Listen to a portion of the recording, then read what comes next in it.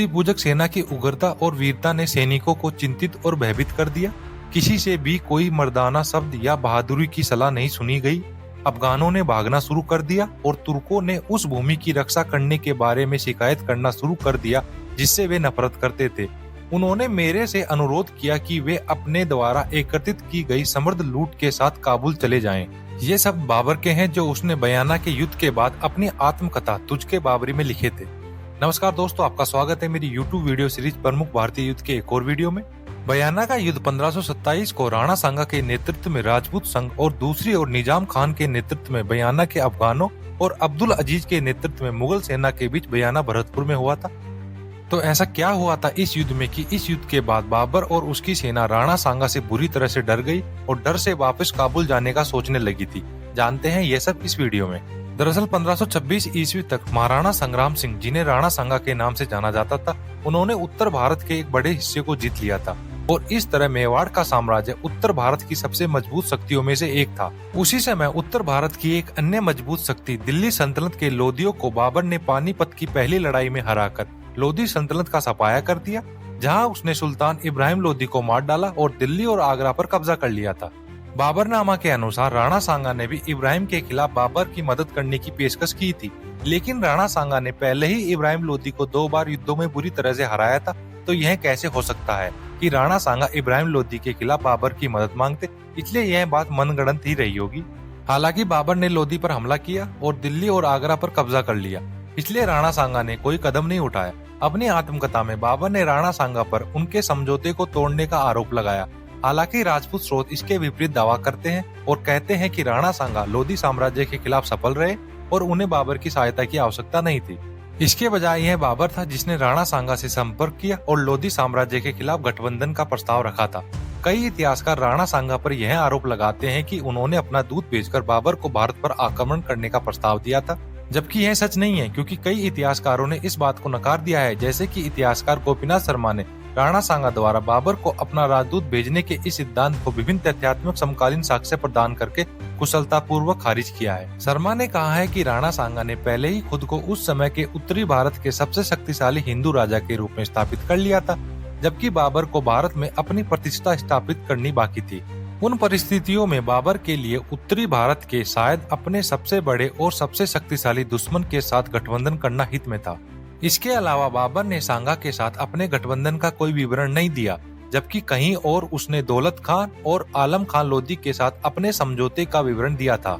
बाबरनामा स्वयं एक विश्वसनीय पुस्तक नहीं थी, क्योंकि इसमें कई विवरणों को बढ़ा चढ़ाकर पेश किया गया था। जैसे कि उसने पानीपत की पहली लड़ाई में सेनाओं की संख्या के बारे में अपनी जीत का महिमा मंडल करने के लिए किया था, जो आधुनिक सौदों के संदर्भ में बहुत ही अधिक अतिरंजित है। सबसे महत्वपूर्ण पहलू यह है कि कोई भी समकालीन हिंदू या मुस्लिम लेखक नहीं है जिसने काबुल में सांगा द्वारा राजदूत भेजने का उल्लेख किया हो, जबकि वे सभी लोदी के लिए ऐसा करते हैं। इसलिए शर्मा के शब्दों में यह अफसोस की बात है कि बाद के सभी वामपंथी लेखकों ने बाबर के संस्करण को बिना आलोचना के स्वीकार कर लिया है। पानीपत की पहली लड़ाई के बाद बाबर ने पहचान लिया था कि उसको मुख्य खतरा 2 शक्तियों से था, राणा सांगा और उस समय पूर्वी भारत पर शासन कर रहे अफगान।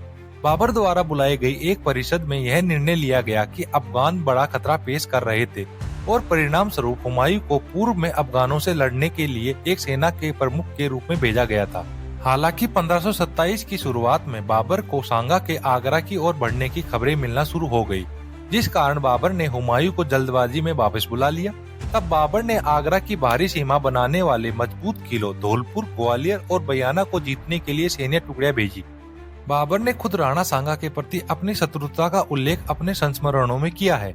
एक उदाहरण में उसने राणा सांगा पर 200 शहरों पर मुस्लिम नियंत्रण को नष्ट करने और उनके शासक परिवारों को विस्थापित करने का आरोप लगाया। लोधी साम्राज्य के खिलाफ अपनी जीत के बाद बाबर बयाना पर नियंत्रण करना चाहता था, जो सांगा की प्रगति के खिलाफ आगरा की रक्षा करने के लिए एक महत्वपूर्ण किला था।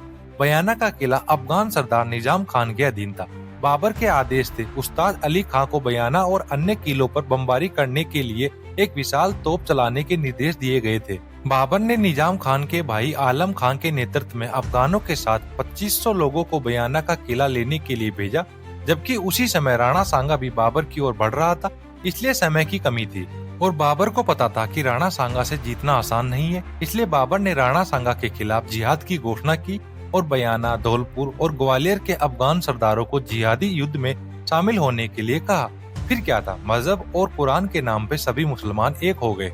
धौलपुर और ग्वालियर के कमांडरों ने बाबर की उदार शर्तों को स्वीकार करते हुए अपने किले बाबर को सौंप दिए।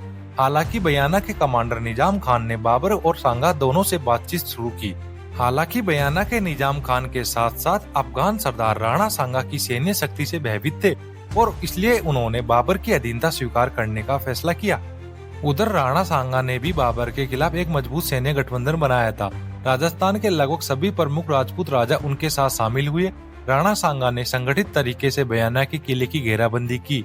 सांगा ने अपनी सेना को 4 भागों में विभाजित किया और अपने महत्वपूर्ण सरदारों को आगे रखा। 16 फरवरी 1527 ईस्वी को अफगान सेना द्वारा आगे बढ़कर लड़ने का प्रयास किया गया, पर राणा सांगा के नेतृत्व में राजपूतों ने अफगानों को टिकने न दिया और अफगान सेना को गाजर मूलियों की तरह काट डाला, जिससे अफगान सेना में डर फैल गया, जिस कारण यह युद्ध अफगानों की पराजय के साथ समाप्त हुआ और उनके कई अधिकारी मारे गए या घायल हो गए।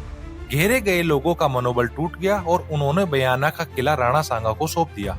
बाबर ने भी राणा सांगा को आगे बढ़ने से रोकने के लिए 21 फरवरी 1527 को अब्दुल अजीज के नेतृत्व में एक सेना भेजी, लेकिन राणा सांगा के नेतृत्व में राजपूतों ने मुगल सेना का भी अफगानों जैसा ही हाल किया और मुगलों को हरा दिया और तितर-बितर कर दिया। बयाना की हार ने मुगल सेनाओं का मनोबल और गिरा दिया और राणा सांगा को खानवा, आगरा से 37 किलोमीटर पश्चिम की ओर सुरक्षित रूप से मार्च करने की अनुमति दी, जिससे खानवा की लड़ाई हुई। इस युद्ध के बाद बाबर समझ चुका था कि राणा सांगा और राजपूतों को आमने सामने के युद्ध में नहीं हराया जा सकता, उन्हें किसी धोखे से या किसी अन्य तरीके से ही युद्ध में हराया जा सकता है। इसलिए उसने खानवा के युद्ध के लिए दूसरी रणनीति तैयार की थी। राणा सांगा बाबर को एक लुटेरा मानते थे जो अपनी सेना के साथ जहाँ भी जाता लूटपाट और कत्लेआम करता था और लूट का माल अपनी सेना के साथ आपस में बांट लेता था। क्योंकि बाबर फरगने का था जिसका सीधा संपर्क चीन से था और उस समय चीन में बारूद का आविष्कार हो चुका था, इसलिए बाबर ने युद्ध के मैदान में बारूद का इस्तेमाल करना सबसे पहले सीख लिया था और इसी बारूद के बल पर वह भारत में घुसा था। इतिहासकार J.N. शर्मा लिखते हैं कि हालांकि बाबर और मुगल इतिहासकारों ने बयाना की लड़ाई को बहुत महत्व नहीं दिया है, लेकिन यह राणा सांगा के उतार चढ़ाव भरे करियर की आखिरी बड़ी जीत के रूप में सामने आता है, जिसके हाथों में अब चित्तौड़, रणथंभौर, कंधार और बयाना के किले थे जो मध्य हिंदुस्तान के मुख्य बिंदु थे। इस अवसर पर मुगलों को राजपूतों के हाथों छोटी और तीखी मुठभेड़ों का सामना करना पड़ा, जिससे उन्हें बुरी तरह से पीटा गया था, जिससे मुगल सेना में भय और निराशा की लहर दौड़ गई। जैसा कि मैंने पहले आपको बताया था कि बाबर ने खुद अपनी आत्मकथा में लिखा है कि राणा सांगा ने अपने खिलाफ भेजी गई सभी मुगल टुकड़ियों को नष्ट कर दिया था। इससे मुगल सेना में बहुत डर पैदा हो गया। और आगे बाबर लिखता है कि मूर्ति पूजक सेना की उग्रता और वीरता ने सैनिकों को चिंतित और भयभीत कर दिया था। सेना में अफगानों ने भागना शुरू कर दिया और तुर्कों ने उस भूमि की रक्षा करने के बारे में शिकायत करना शुरू कर दिया, जिससे वे नफरत करते थे। उन्होंने मेरे से अनुरोध किया कि वे अपने द्वारा एकत्रित की गई समर्थ लूट के साथ काबुल चले। आगे बाबर लिखता है कि किसी से भी कोई मर्दाना शब्द या बहादुरी की सलाह नहीं सुनी। तो आज के वीडियो में इतना ही, मिलते हैं नेक्स्ट वीडियो में। धन्यवाद। जय हिंद, जय भारत। प्लीज वीडियो को लाइक करें, शेयर करें और चैनल को सब्सक्राइब करें।